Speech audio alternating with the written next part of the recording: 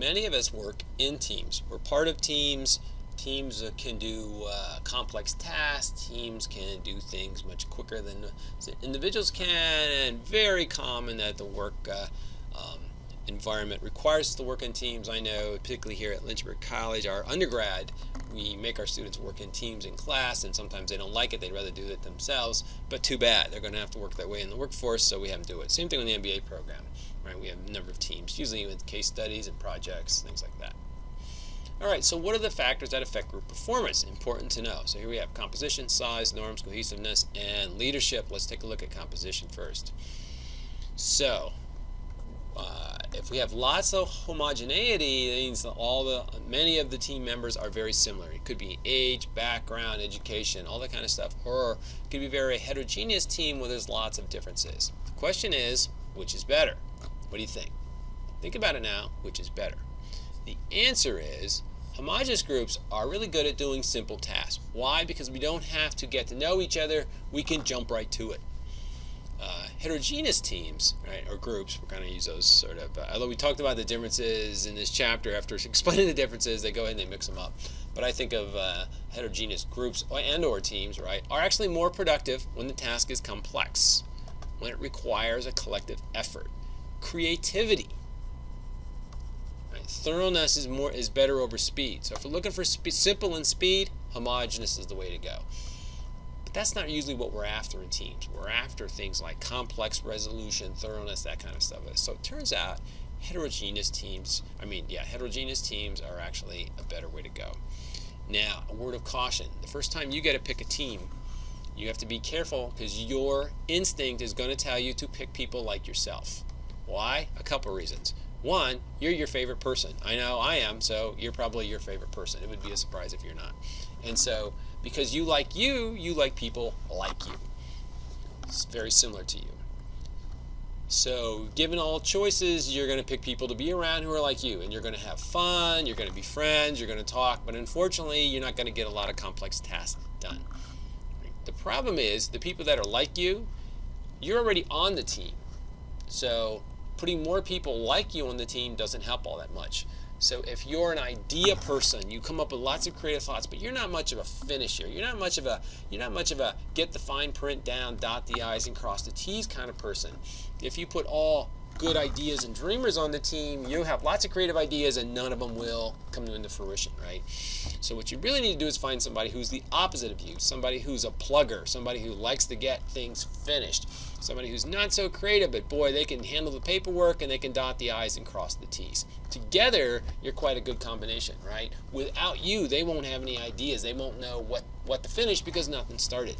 Right? You won't get anything finished, you'll just get them started, but they'll be there to finish it, right? So you should really put a lot of purposeful thought into making sure that your team, right, has some heterogeneous factors to it, and you get people on the team with different skills.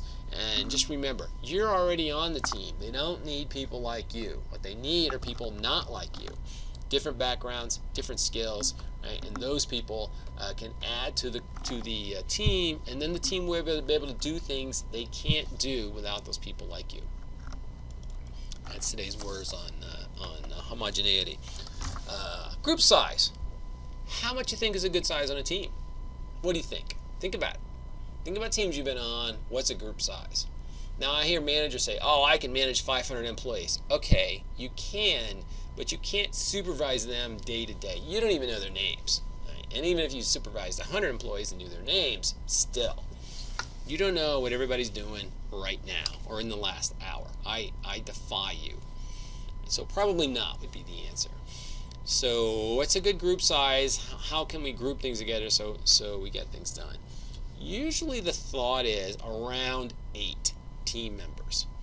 Now, you've said, I've been on teams a lot bigger than that, and yeah, you probably have. But if you look, you've probably broken up into sub-teams when it comes down to figure out who the team leader is or who's leading your particular set of tasks. Maybe you're leading somebody else's task, maybe they're leading yours, right? But generally 6 to 8 people is about the magic number. Even in the military, right, they'll break things down to that level. You hear platoons are bigger, but yeah, they have squads, and the squads will be like 6 to 8 guys, that kind of thing. And this, so the number on a team really affects it, and how much the interactions happen, the communications happens, and all that. And then you see down here at the bottom we have this thing called social loafing. So if the team gets too big, what happens is it's like when a classroom is too big with too many students, you'll have some non-performers sitting in the back row, not contributing, and hoping somebody else will answer the professor's questions and so forth. Well, that's exactly what happens in a team setting. They will not engage, they'll just let somebody else handle it. And that's called social loafing. In a social setting, they will push back and hope somebody else carries the burden.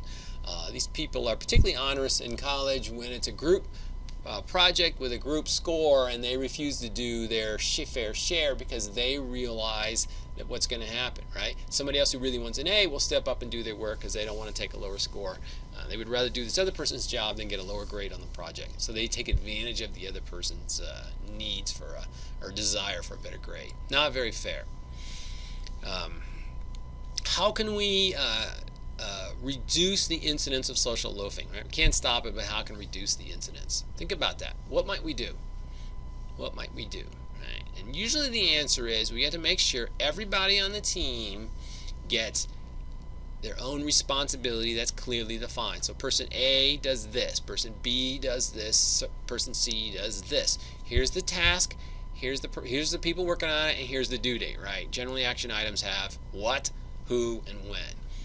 And once we get this person specifically responsible for this, and then at the end, so what I do in my team projects in my classes, as the end, the team members rate each other. How did your team member do? Were they an A? Were they a B? Were they a C? And I give them some categories they can pick from.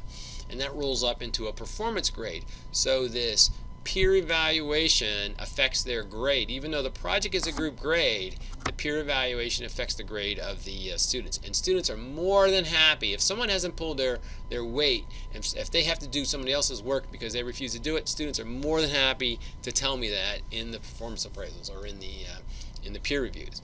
And generally, just because I want to make sure it's not a personal issue, well, I like to think I know about it because I can see how they interact during class. But generally with the teams, it takes more than one complaint about a person before I'll mark their grade down. Right? I want to take out the likelihood it might be just a personal thing. I'm going to mark him down because I don't like him or they said something to me and made me mad or something like that.